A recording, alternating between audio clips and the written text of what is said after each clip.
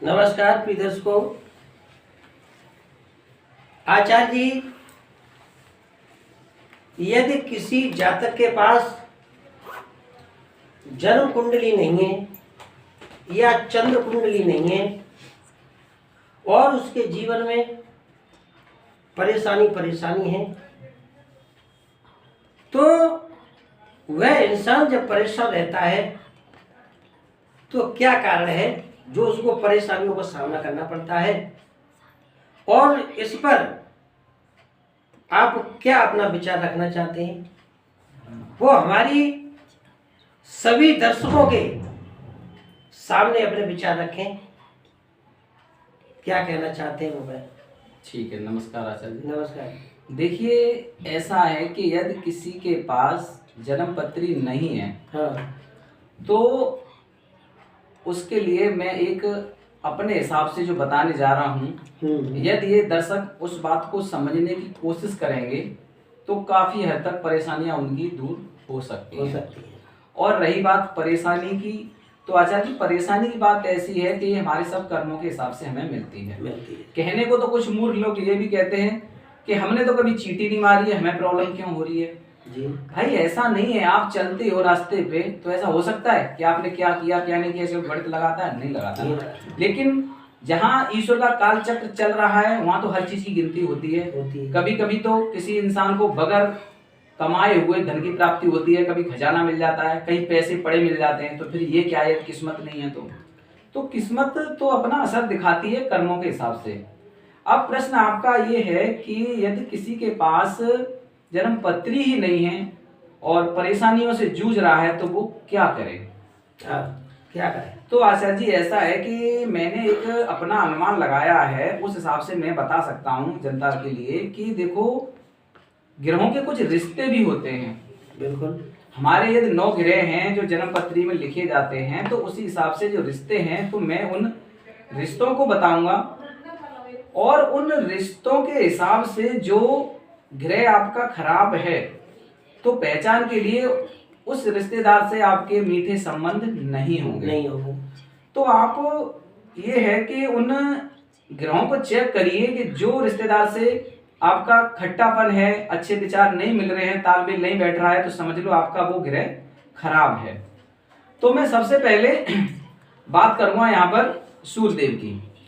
तो हमारे सूर्यदेव जो हैं, तो वो हमारे पिता के लिए माने जाते हैं, और यदि इससे ज्यादा गिनोगे तो वो सरकार, कोई भी राजनेता यदि है तो वो सूर्य से गिना जाता है। यदि आपका किसी राजनेता से बगैर कुछ कहे ही विद्रोह हो जाता है, आपने कुछ नहीं कहा और राजनेता से लड़ाई झगड़ा हो गया, तो समझ लो आपका सूर्य खराब है। इसी तरह से आप पिता की कितनी ही सेवा कर रहे हो, 4 भाई हैं जैसे, और 4 भाइयों में 3 भाई कुछ नहीं कर रहे, तब भी पिता उनको चाह रहे हैं, और आप यदि सेवा भी कर रहे हो, आपकी पत्नी भी कर रही है, तब भी पिता आपको गालियां ही दे रहे हैं, या वो एक प्रेम जो आप चाहते हो वो नहीं दे रहे हैं, तो आप समझ लीजिए कि आपके सूर्य खराब हैं। इस तरह से आप जो मैं ये रिश्ते गिनाऊंगा तो उन रिश्तों को चेक कर सकते हैं। जब ये चेक कर लेंगे तो उसके बाद में फिर ये होता है कि इन ग्रहों के रिश्तेदारों की फिर आप सेवा करें, इसका आपको मिलेगा लाभ। तो हमने सूर्य के बारे में तो आचार्य जी देखिए बता दिया है आपकी जनता को। अब हम लेते हैं चंद्रदेव को। अब हमारे चंद्रदेव जब आए तो चंद्रदेव हमारे माता, हमारी दादी, हमारी मौसी, हमारी नानी, और धन संपदा की बात करो तो जोड़ी तो जाती है, लेकिन कहानी ये है कि जब गरीब है तो धन संपदा तो होगी कहां से, तो उस चीज को तो छोड़ दो। और पानी, यदि किसी का चंद्रमा खराब है तो जो इतनी चीजें मैंने बताई हैं, इन चीजों के सुखों की उसके पास कमी होगी। जबकि माता बच्चे को जो 9 महीने अपनी कोख में रखती है, यदि चंद्रमा खराब हो तो उस माता की बेटे से पटरी नहीं खाती, यानी अच्छे संबंध बनते ही नहीं है, मिठास होगी नहीं। बच्चा तो कहेगा माँ, तब भी वो उसको गाली दे के ही बोलेगी, तो उसको ऐसा लगेगा कि माँ मेरी मुझे चाहती नहीं है। क्यों? कि चंद्रमा खराब है, और चंद्रमा का संबंध सीधा हमारे पानी से है और मन की शांति। तो जब मन हमारा डामाडोल रहता है तो उसी तरह से माता के और हमारे भाव मिलते नहीं है। तो ये तो चंद्रमा के लिए हो गया। और अब बात आती है हमारे मंगल देव की। तो आचार्य जी, मंगल देव हमारे गिने जाते हैं रिश्तेदारों में हमारा छोटा भाई, हमारे मित्र, और जो भी हमारे जवान अवस्था के पुरुष जिनसे भी आपके मीठे संबंध हो, तो उन लोगों को इसमें गिना जाता है। यदि इन लोगों से रिश्ते आपके खट्टे हैं, रिश्तों के विचार नहीं मिल रहे हैं, तो आप समझ लीजिए कि आपकी जन्म पत्री में मंगल देव खराब है। भले ही आपकी जन्म पत्री नहीं हो या है, पता नहीं है, टाइम नहीं लगा, कुछ भी समझ लो, ठीक है जी। अब बारी आती है बुध देव की।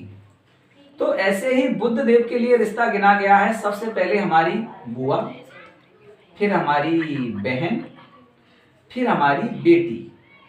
इसके अलावा जो छोटी छोटी 9 साल से पीछे, 9, 8, 7, ये जो छोटी छोटी कन्याएं होती हैं वो भी बुध के लिए गिनी गई हैं।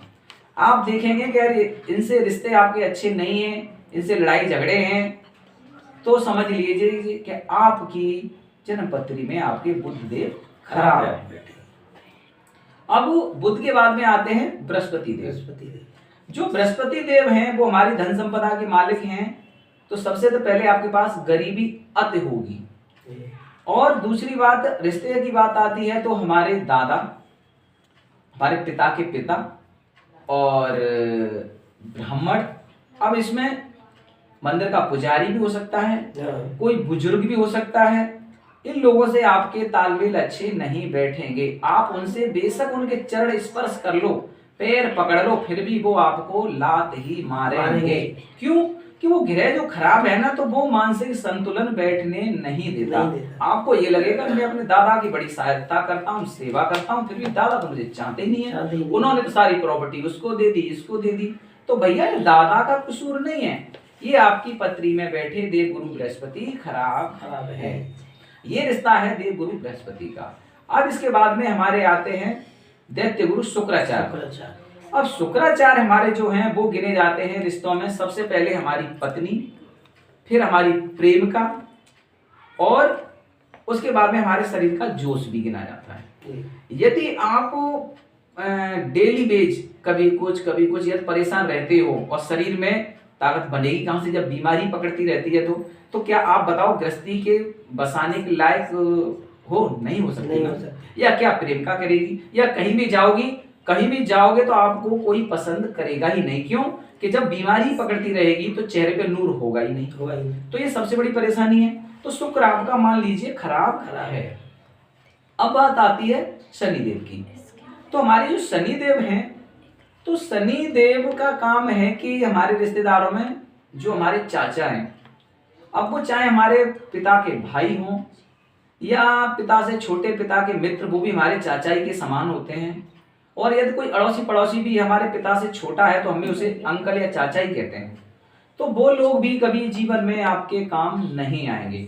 और यहाँ तक कि आपके जो छोटे मौसाजी हैं, आपके पिता से जो छोटे साड़ू हैं उनके, वो भी चाचा के समान ही शनि में गिने जाएंगे। आपके उनसे भी मीठे रिश्ते होंगे ही नहीं।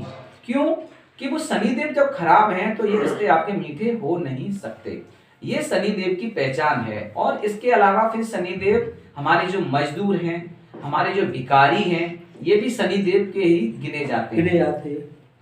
तो ये रिश्ते शनिदेव से गिने जाते हैं। यदि इन सब से आपके रिश्ते खट्टे हैं, अच्छे नहीं हैं, तो समझ लीजिए कि आपके जन्म पत्री में शनिदेव खराब है। अब बारी आती है राहुदेव की। अब राहुदेव की बारी आती है तो सबसे पहले तो आपकी सोच में ही फिक्रीपन होगा यदि राहुदेव खराब हैं तो। और रिश्ते की बात ऐसी है कि जो हमारे ससुर हैं वो हमारे राहुदेव गिने जाते हैं। और जो हमारी एक अच्छी सोच जल्दी से जल्दी उन्नति तरक्की कराए, यदि वो आपके पास है तो समझ लीजिए राहुदेव अच्छे हैं। यदि आपके पास वो तरक्की करने वाली सोच ही नहीं है जीवन में, तो आपके राहुदेव खराब हैं। ये पक्का मान लीजिए, भले ही जन्म पत्री हो अथवा नहीं हो। और अब बारी आती है हमारी केतु देव की।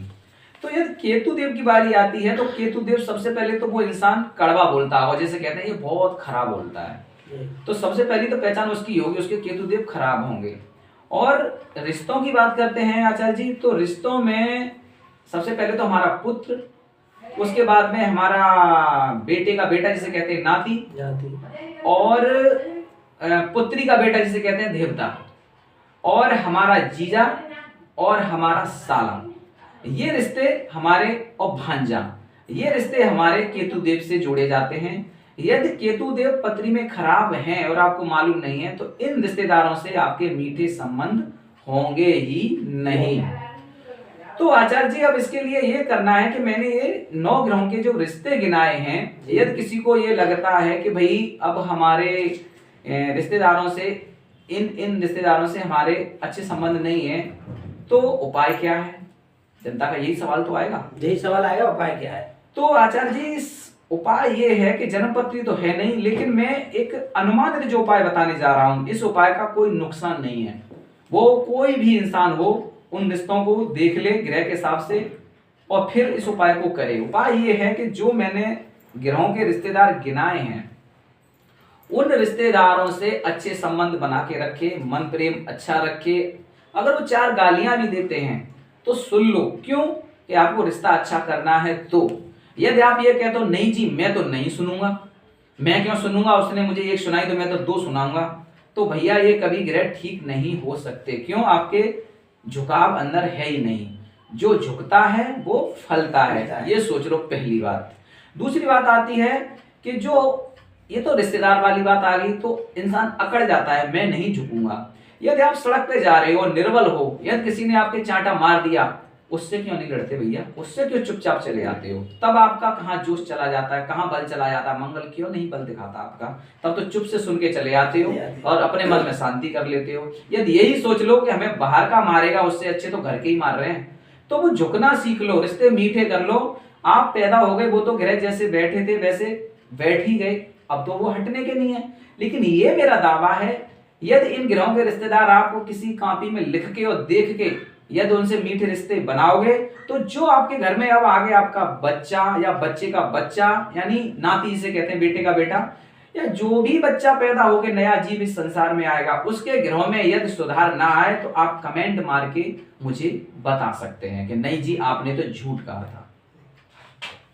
तो प्रिय दर्शकों, हमारे आचार्य जी ने जो आपके सामने बात रखी है 9 ग्रहों के बारे में, कि जो 9 ग्रह होते हैं उनके रिश्तेदार कौन कौन से होते हैं, आपके पास जन्म कुंडली हो या नहीं हो, जिन रिश्तेदारों से आपकी पटरी खा रही है, तालमेल अच्छे हैं, तो समझ लो को हमारा जो ग्रह है वो सब सही है। और यदि उनसे पटरी नहीं खा रही है, उनसे हमेशा इस तरीके से चल रही है